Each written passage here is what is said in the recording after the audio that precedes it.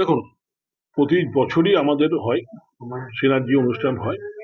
কোথাও 2টো জেলা, কোথাও 3টে জেলা, এই নিয়ে আমরা সারা বাংলা জুড়ে করি।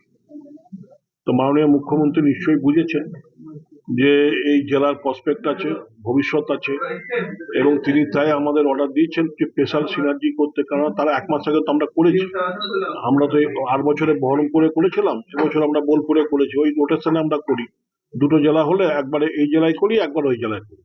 তারপরে উনি যখন নির্দেশ দিয়েছেন তাহলে উনি নিশ্চয়ই বুঝেছেন। তাই তো আমি আহ্বান করলাম সবাইকে যে উনি যখন দিচ্ছেন নিশ্চয়ই উনি অন্য চিন্তা করেছেন, আপনারা এগিয়ে আসুন, আপনাদের অসুবিধাগুলো আমরা দূর করে দিচ্ছি। এবং রেজিনগর নিয়েও আমরা বলেছি যে রেজিনগরে ওই যে যেটা ব্যাখ্যাটা আমি দিয়ে দিলাম, অনেকে আমি জিজ্ঞেস করেছি, অনেকেই জিজ্ঞেস করেছি যে দাম বেশি, কিন্তু দামটা বেশি নয়। তো সে ব্যাখ্যাটাও আমি দিয়ে দিলাম যে আপনাদের হয়তো মনে হচ্ছে, কিন্তু হিসাব করে দেখবেন দামটা প্রাইভেট ল্যান্ডের চেয়ে দামটা অনেক কম।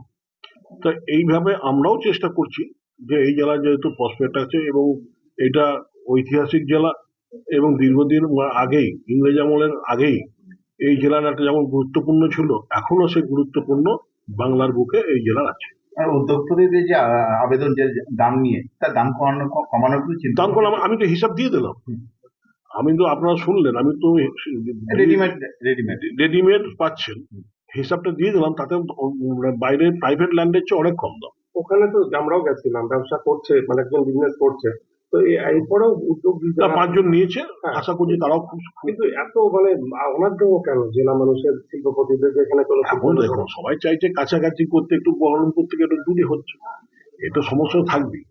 এবার আপনি যখন গেছেন তাহলে বলুন তো, যিনি করছেন তিনি তো খুশি, নির্দ্বিধায় তার ব্যবসা চলছে।